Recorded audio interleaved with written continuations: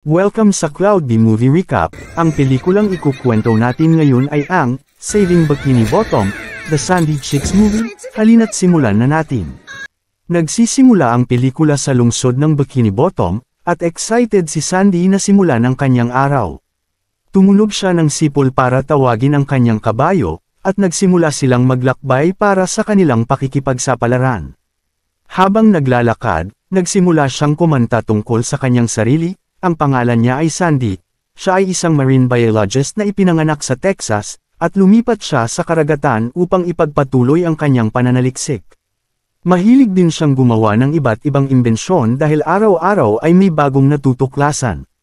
Para sa kanya, walang mas hihigit pa sa mga siyentipikong kayamanan, ngunit minsan ay nakakaramdam siya ng lungkot at gusto niyang bumalik upang makasama ang kanyang pamilya. Biglang lumapit si SpongeBob at sinabing matagal na siyang nag-e-ensayo at natutunan na niya ang ilang trick sa paghuli ng jellyfish. Ngunit biglang tumulog ang isang alarm, at napansin nilang inaatake sila ng isang kakaibang makina.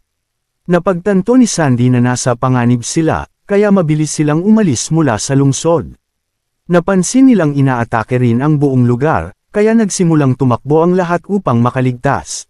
Makikita sa mga naninirahan dito ang takot dahil sa pagkasira ng lungsod. Umiiyak si SpongeBob dahil nawala ang kanyang mga kaibigan. Dahil dito, nagsimulang magsiyasat si Sandy upang hanapin ang may kagagawan ng pag-atake. Napag-alaman niyang dinala ang mga nawawalang kaibigan sa isang laboratorio sa Texas.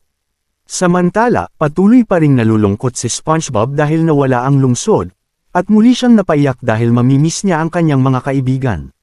Sinabi ni Sandy na iimbestigahan niya ang nangyari at tumawag siya sa mga siyentipiko upang magtanong tungkol sa lungsod. Ngunit bigla nilang binanggit ang isang water park at agad nilang ibinaba ang tawag upang hindi na siya makapagtanong pa.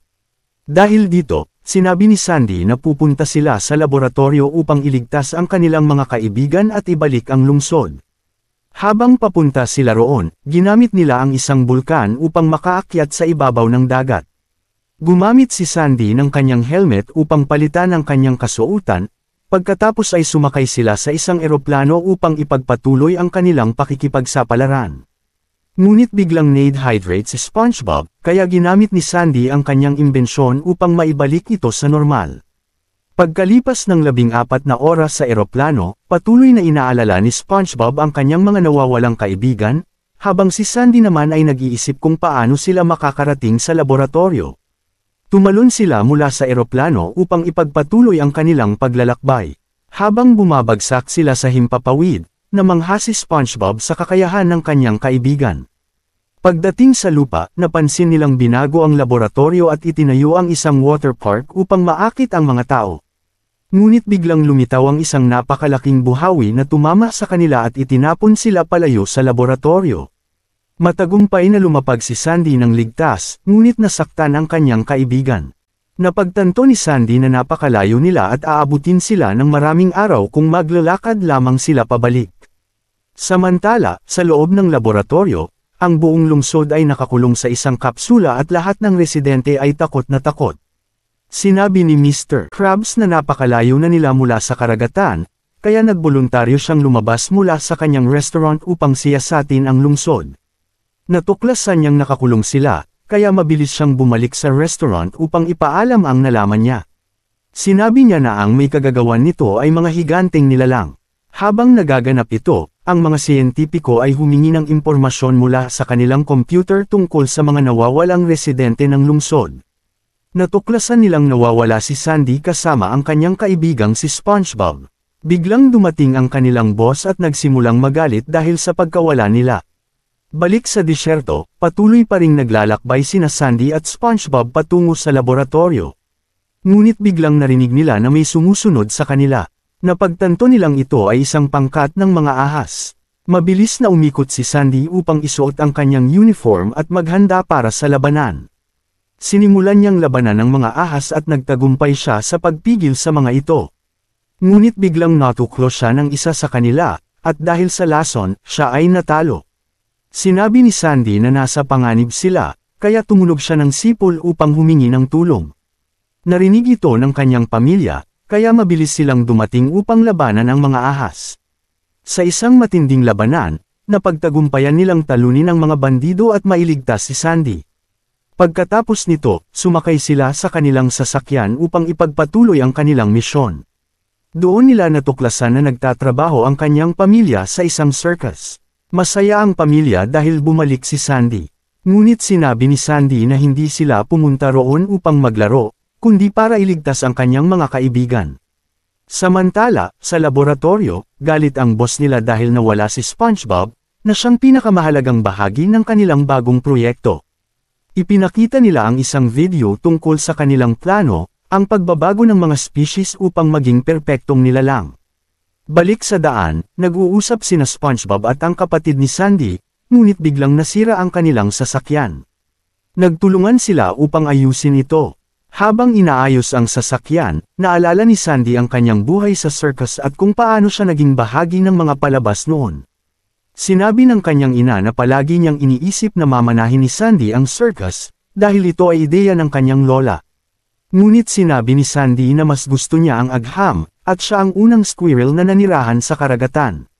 Sinagot siya ng kanyang mga magulang na hindi mahalaga kung ano ang kanyang piliin, dahil palagi nila siyang mamahalin, basta manatili lang siya sa Texas. Sa laboratorio naman, namangha si Plankton sa mga imbensyon ng mga siyentipiko. Hindi gumana ang kanyang cloning machine, kaya naisip niyang nakawin ang teknolohiya upang makagawa siya ng sarili niyang hukbo. Habang nasa loob ng restaurant, takot na takot si Patrick dahil iniisip niyang isa itong bangungot. Pagkatapos, binuksan nila ang kapsula upang pakainin ang mga isda, at lahat ay nagtakbuhan sa tuwa dahil libreng pagkain ito. Unti-unti nating nakita na tumataba sila dahil sa pagkain, at kinuha sila mula sa fish tank upang simulan ang eksperimento. Dinala sila sa isang makina upang ipagpatuloy ang susunod na yugto at ginamit sila bilang mga test subject. Sinabi nilang wala na sila sa tubig at binago sila upang makahinga sa ibabaw ng lupa. Ngunit biglang dumating ang mga bata at ginamit sila bilang kanilang bagong laruan. Balik sa daan, tinanong ni SpongeBob kung paano gawin ang pampamilyang sipol, ngunit biglang narinig nila na sinusundan sila ng isang pulis. Nagalit si Sandy dahil baka masira ang kanilang misyon. Mabilis silang tumakbo upang makatakas, ngunit nahulog sila sa isang bangin. Sa kabutihang palad, nailigtas sila ng higanteng buhawi. Hindi pa rin sumuko ang mga pulis, kaya nagsimulang tumakbo si Sandy upang gamitin ang isang lubad. Matagumpay niyang napigilan ang buhawi at nakabalik sila sa daan. Di nagtagal, napagtanto nilang patuloy pa rin silang sinusundan at napapalibutan na sila ng mga sasakyan ng pulis. Kaya sinabi ng kanilang ama na tutulungan niya silang makatakas. Ginamit nila ang isang kanyan upang mailayo sila mula sa mga pulis.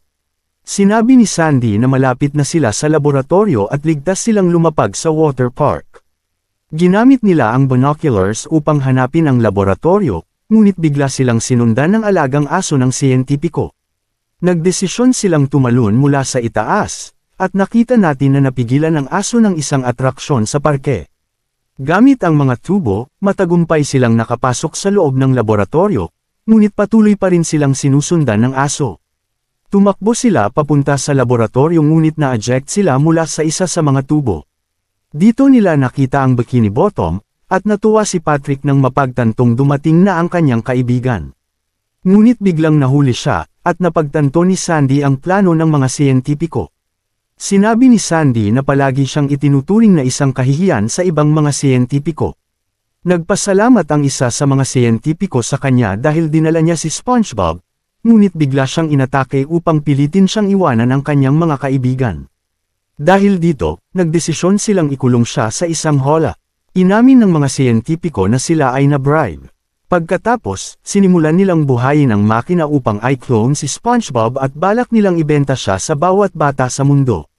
Ikinwento ng punong siyentipiko na noong bata pa siya, mahal na mahal niya ang kanyang alagang hayop, ngunit ito ay namatay nang dalhin niya ito sa ibabaw ng lupa.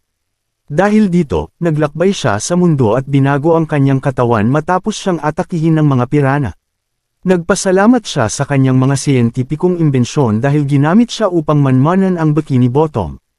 Nalungkot si Sandy dahil pakiramdam niya ay kasalanan niya ang lahat at wala siyang magawa upang iligtas ang kanyang mga kaibigan. Sinimulan na ng makina ang proseso ng clone kay SpongeBob at mukhang mawawalan na siya magpakailanman. Ngunit biglang dumating ang aso at tinamaan ang makina, dahilan upang palayain si SpongeBob. Mabilis siyang pumunta kay Sandy at sinimulan siyang hikayatin na iligtas ang kanilang mga kaibigan. Habang ang ibang mga siyentipiko ay nagsisisi sa kanilang pagiging masama, tinulungan nila si Sandy na labanan ang punong siyentipiko. Isang matinding laban ang naganap, at matagumpay na natalo ni Sandy ang siyentipiko gamit ang ilang cable, na naging dahilan upang lumipad ang ulo nito. Nag-fuse siya sa kanyang mutant na alaga, habang ang mga clone ni SpongeBob ay unti-unting bumalik sa normal. Muling naging masaya si SpongeBob dahil nakabalik na siya. Sinabi ni Sandy na kailangan niya ang kanyang pamilya, ngunit hindi siya makapagsipol dahil kulang siya ng isang ngipin. Dahil dito, si SpongeBob ang sumubok at matagumpay niyang nagawa ang sipol upang matawag ang pamilya ni Sandy. Mabilis silang nagtrabaho bilang isang koponan upang maibalik ang lungsod sa karagatan. Matapos mailigtas ang lungsod, ipinagdiwang nila ang kanilang tagumpay at inilipat ang Circo sa Krusty Krab. Sa huling eksena, ipinakita ang pagtatanghal ng pamilya ni Sandy, at masaya siya sa kanyang buhay sa karagatan. Dito na, nagtatapos ang pelikula. Salamat sa panunood hanggang sa susunod na video.